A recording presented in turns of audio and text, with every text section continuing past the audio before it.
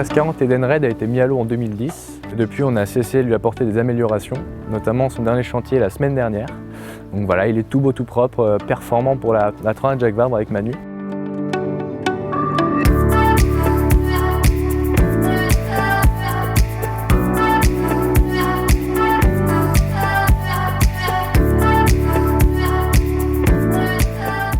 Le classe 40 Edenred mesure 12,19 m de long, 4,50 m de large, 3 m de profondeur et 19 m de hauteur. Donc ça commence à être un beau et gros bateau. Donc on va aller dans le cockpit. Nous voilà dans la partie principale extérieure du bateau où il y a deux points importants, donc le poste de bar. Donc on est assis, ça ressemble à peu près à ça. Voilà, donc comme ça on a la vue sur l'avant et sur tout le reste du bateau, sur les voiles. Et après, on a ce qu'on appelle le piano. Donc le piano, c'est l'arrivée de toutes les drisses et les écoutes du mât et des voiles. Et après, avec ces drisses, on les tend, on met la tension que l'on souhaite, où on envoie des voiles avec les winches. Donc c'est là où ça devient un peu plus physique sur le bateau.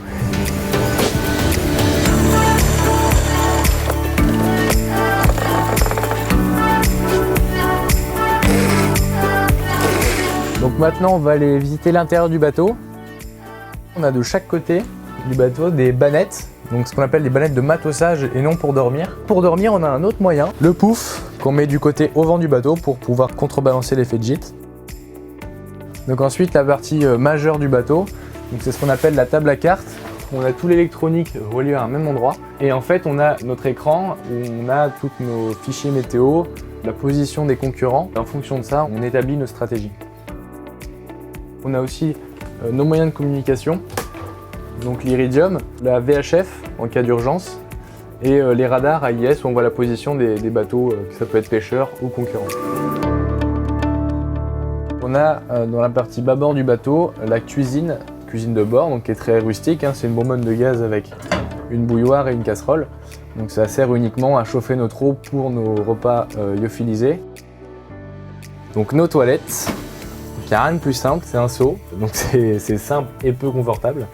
Maintenant, on va finir par la troisième partie du bateau, qui est la soute à voile à l'avant, donc qui est consacrée uniquement au stockage des voiles. On va rejoindre Manu.